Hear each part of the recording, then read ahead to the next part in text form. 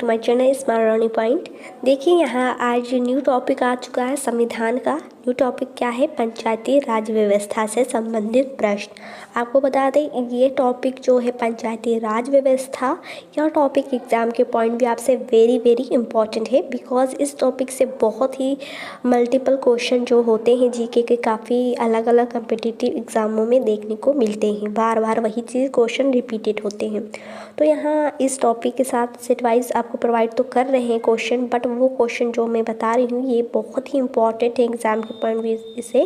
Because ये question काफ़ी बार competitive एग्ज़ामों में देखने को मिले हैं। इसलिए यहाँ आप लोग सबसे पहले ये प्रैक्टिस ही ना सोचें कि आप लोग प्रैक्टिस सेट लगा रहे हैं। सबसे पहले ये भी सोचना है कि ये जो क्वेश्चन मैं बता रही हूँ ये एग्ज़ाम के पॉइंट व्यू से बहुत ही इम्पॉर्टेंट है। इसलिए आप लोग को इस पर बहुत ही अच्छे से ध्यान देना है। ओके, चलिए बिना टाइम को वेस्ट किए अपना वीडियो स्टार्ट करते हैं। फर्स्ट क्वेश्चन है कि भारतीय संविधान के किस भाग में पंचायती राज से संबंधित प्रावधान है? बिल्कुल सही, बहुत ही इंटरेस्टिंग क्वेश्चन आ चुका है। तो आपको बताना होना चाहिए यहाँ आपका भाग 9 हो जाएगा। ठीक है, भारतीय संविधान के किस भाग में पंचायती राज व्यवस्था से संबंधित प्रावधान है? तो भाग 9 में। D option is the right option.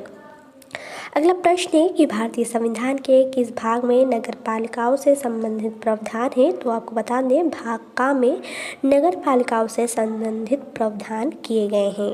अगला प्रश्न है संविधान के किस भाग में ग्राम पंचायतों की स्थापना की बात की ही गई है? तो आपको पता होना चाहिए भाग जो 4 होता है उसमें संविधान के ग्राम पंचायतों की स्थापना की बात कही गई है भाग 4 में। तो ये क्वेश्चन इस टॉपिक के ऐसे क्वेश्चन हैं जो कि काफ़ी बार अलग अलग कम्पिटिटिव एग्जामों में देखने को मिले हैं। तो आप लोग अच्छे से प्रैक्टिस सेट लगाते हैं। साथ में ये क्वेश्चन भी ध्यान रखना है क्योंकि ये क्वेश्चन में जो बताती हूँ एग्जाम के पॉइंट भी आपसे बहुत ही इंपॉर्टेंट होते हैं। नेक्स्ट क्वेश्चन है कि भारतीय संविधान के निम्नलिखित अनुच्छेदों में से कौन सा अनुच्छेद राज्य सरकारों को ग्राम पंचायतों को संगठित करने का निर्देश देता है? तो आपको बता दें अनुच्छेद जो 40 है वो क्या होता है? वो राज्य सरकारों को ग्राम पंचायतों को संगठित करने का निर्देश देता है। अगला प्रश्न है कि संविधान की 11वीं अनुसूची में निम्नलिखित में से क्या सम्मिलित है?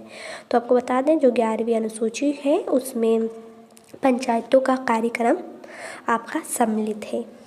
अगला प्रश्न देखेंगे पंचायती राज प्रणाली किस पर आधारित है? तो आपको पता होना चाहिए सत्ता विकेंद्रीकरण पर पंचायती राज प्रणाली आधारित है। अगला प्रश्न है पंचायती राज प्रदान करता है? तो आपको बता दें जो पंचायती राज होता है यह स्थानीय स्तर पर लोकतांत्रिक प्रशासन प्रदान करता है। तो अगर वीडियो पसंद आए तो वीडियो को लाइक करें, शेयर करें एंड कमेंट्स करना ना भूलें कि हमारी वीडियो आपको कैसी लगती है। नेक्स्ट क्वेश्चन है पंचायती राज का प्रधान लक्ष्य है? तो आपको बताते हैं जो प्रधान लक्ष्य है वो है ग्रामवासियों में शक्ति का विकेंद्रीकरण। अगला प्रश्न है पंचायती राज का मुख्य उद्देश्य? तो पंचायती राज का जो मुख्य उद्देश्य है वो जनता को विकासमूलक प्रशासन में भागीदारी योग्य बनाना होता है। अगला प्रश्न है कि 73वां संवैधानिक संशोधन का संबंध किससे है? ये क्वेश्चन काफ़ी बार अलग अलग एग्जामों में देखने को बार बार मिला है कि जो 73वां संवैधानिक संशोधन है उसका संबंध किससे है? तो आपको बताया जाए पंचायती राज से है। नेक्स्ट 73वां संविधान संशोधन संबंधित है? तो आपको बता दें 73वां जो संविधान संशोधन है यह पंचायती राज प्रणाली से संबंधित है। तो देखिए ये अलग अलग क्वेश्चन काफ़ी हल्का सा डिफरेंट करके पूछ लिया गया बट आंसर क्या है सेम ही होता है। तो नेक्स्ट क्वेश्चन है भारत में निम्नलिखित में से किसके अंतर्गत पंचायती राज प्रणाली की व्यवस्था की गई है? तो आपको बता दें यह नीति निर्देशक सिद्धांत के अंतर्गत पंचायती राज प्रणाली की व्यवस्था की गई है।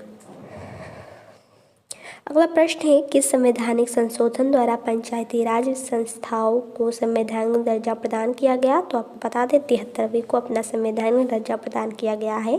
अगला प्रश्न है 73वें संविधान संशोधन द्वारा संविधान में कौन सी अनुसूची जोड़ी गई? तो यहाँ बता दें आपको 11वीं अनुसूची जोड़ी गई थी, वो भी 73वें संविधान संशोधन के द्वारा।